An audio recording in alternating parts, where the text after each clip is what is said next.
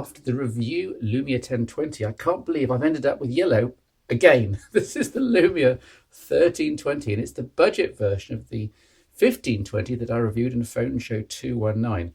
Now, when I say budget, think just over £200. Because the back comes off the 1320 for card insertion here and for swapping colours, woohoo, but sadly not for battery removal or replacement, boo. There's a bit more bulk here over the premium unibody Lumia 1520, so this is a good 4mm longer, making the 1320, well, rather big. The bezels aren't that big, mind you, and the device manages to be a good 15mm shorter than Sony's monster Xperia Z Ultra, but you and the world are still going to notice the 1320 as well, just there all the time, and not just because of, in this case, the colour. 220 grams is very heavy too, though in fairness, an awful lot of this is the 3,400 mAh battery, which keeps the modest internals going for a good 2 days per charge, which is impressive in this day and age. A 1.7 GHz Snapdragon S4 with 1 GB of RAM is absolutely fine for Windows Phone 8, driving this 720p screen. And as on the Galaxy Note 2 here, 720p on a phablet isn't a huge problem if the pixels are true RGB.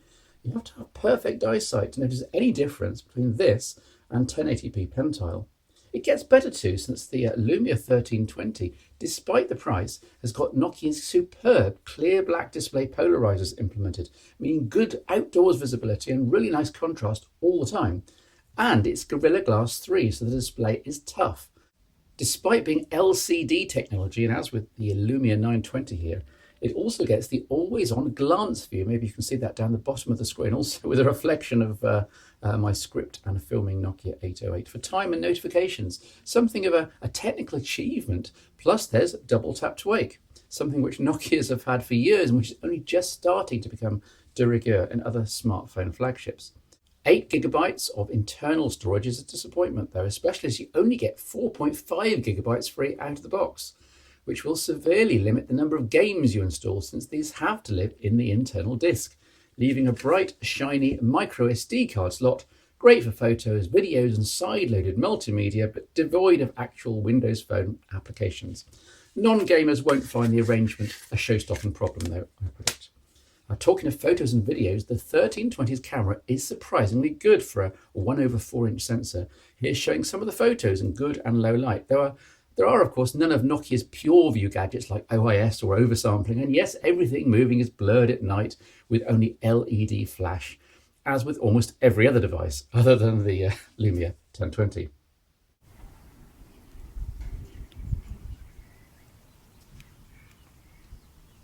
And in surprisingly bright spring sunshine, this is test video footage at 1080p on the Nokia Lumia 1320. No OIS, but I think still pretty decent. Nokia's cameras are rarely bad. See what you think. The speakers, okay. Nokia tend to have a pretty good baseline, no pun intended, of quality components for their screens, cameras and speakers. Here's a demo.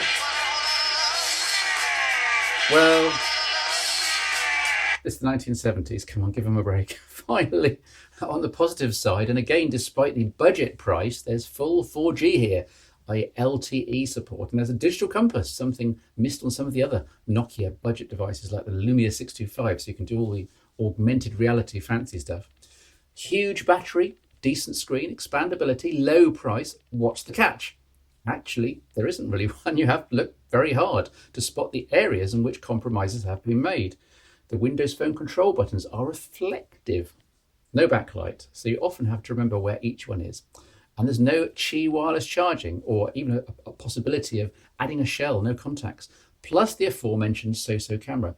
There's the usual impressive Windows Phone application set, from HereDrive with offline maps to Nokia Mix Radio to the full Office suite to OneNote and a myriad of smaller utilities, plus a third-party ecosystem which is more or less fully fleshed out now in 2014. In all, the 1320 should by rights be a huge hit then in terms of value for money. I criticised Windows Phone 8 on the Lumia 1520 for not being optimised very well for the large 1080p screen, but somehow the 720p display on the 1320 seems to work better.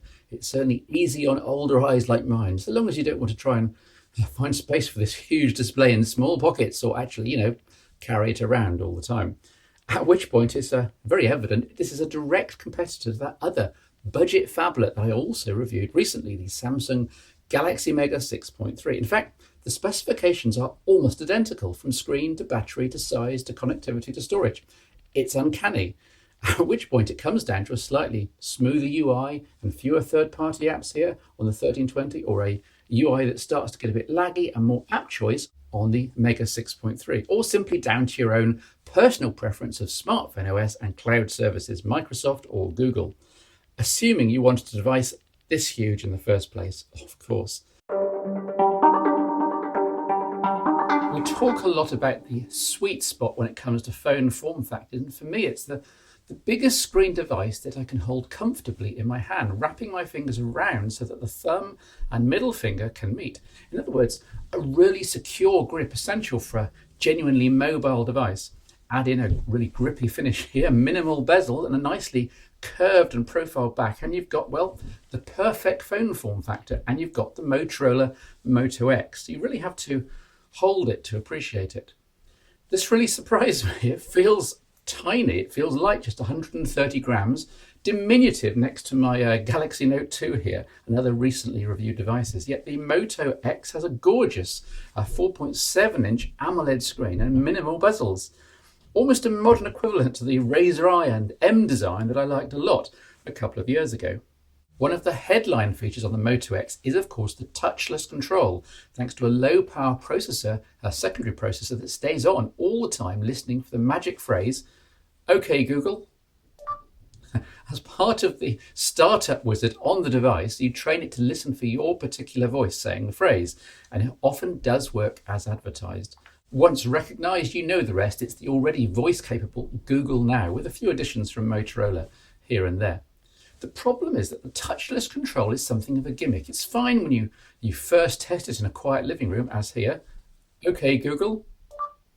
But this is what happens when you try to use it out in the real, noisy, pressured world. And trust me, I've done this several times now, and it ended up with egg on my face each time. Surrounded by colleagues or family and trying to seem ever so James Bond cool as you execute the demo, you ostentatiously leave the Moto X on the table in front of you. And at a suitable point in the conversation, after some point of uncertainty, you casually say, "OK, Google." People look up, wondering what you're doing. Nothing happens on the phone. "OK, Google," you say a bit louder and trying a different inflection. Still nothing. "Look, this should work." You apologise. It's supposed to leap into action. "OK, Google." You almost shout at the phone again, sounding rather angry by this time. "Please stop," says your partner. "This is getting really annoying." After this happened to me twice in a row out in the real noisy world, I keep the Moto X touchless control for occasional solo use in the office to say, well, picking the phone up and pressing a button or two. "OK, Google." "OK, Google. What's the weather forecast for today?"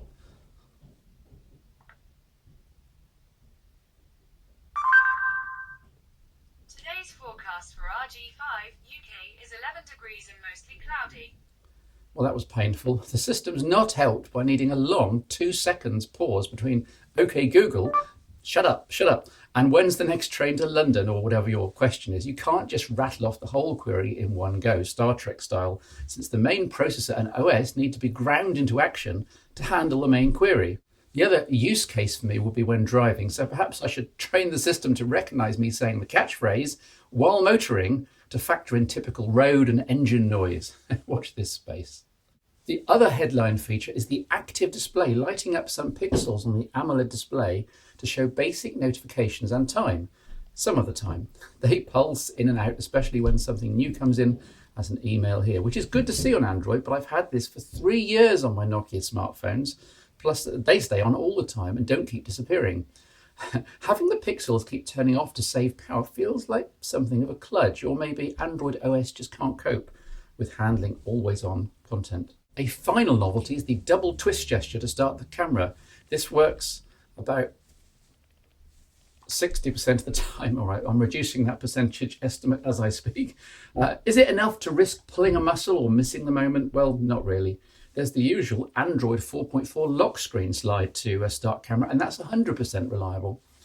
As a smartphone, this runs Android 4.4 and there's a lot to like here. There's a 720p screen, is perfectly pitched. There's a 1.7 gigahertz processor and 2 gigabytes of RAM to keep things ticking along. You get modern niceties like LTE and NFC. 16 gigabytes though is your lot in terms of capacity, and with no micro SD expansion, mind you, which may well be a showstopper for some. A 50 gigabyte for 2 years Google Drive present helps a little. The camera is interesting since Motorola has used a quote ClearPixel system, introducing one pixel in each subcluster on the sensor that has no pigmented filter, and thus receiving more photons of light. Added to the standard RGB pixels, the idea is to get color accuracy and better low light performance at the same time. Results are pretty good, certainly up with the likes of the Galaxy S4 and iPhone, though complicated by the auto HDR facility. You can manually enable or disable this, but in auto mode, you never really know whether it's going to kick in or not. Aside from the usual moving subjects and low light use case, you know my feelings on that by now. Results from the Moto X camera were certainly up with my expectations. Let's see what you think from these samples. And on a freezing cold winter's day with the sun coming and going, this is test sample footage here on the Motorola Moto X 1080p. Judge for yourself in terms of video and audio quality. The loudspeaker, something else I love remarking on in my reviews, is pretty good. At least it's not tinny. I have heard better from Motorola in the past though. I'm guessing space was something of an issue here in this ultra compact design. Battery life is pretty good in my tests. The 2200 mAh sealed battery lasted well into a second day. This is another area in which Motorola traditionally does pretty well. In all other aspects, this is a standard modern Android smartphone with no surprises, and in experience it's remarkably close to stock Android, exactly as on the Moto G, which I reviewed back in Phone Show 215. One complaint I'd heard was that using a PIN code to protect the phone got in the way of the touchless control. Well, it does, and it's understandable that it does, that you can at least say the PIN code to break through. Here's a demo. Okay, Google, what's the weather forecast? Sire type PIN code. 0000.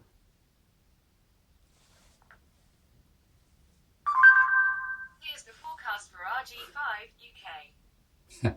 Just as long as you don't mind anyone nearby hearing you say your ultra-private PIN out loud. At the end of the day, there's little that's remarkable here about the Moto X. The headline gimmicks struggle to be much more than gimmicks. The specs are solid. The price, about £290, including sales taxes here in the UK, decent. In truth, I was prepared to have my socks blown off by the touchless control and active display, and I was slightly underwhelmed. But don't let that put you off. Moto X, it's a solid phone, it's decently spec'd, and perhaps most importantly will fit in any geek's pockets.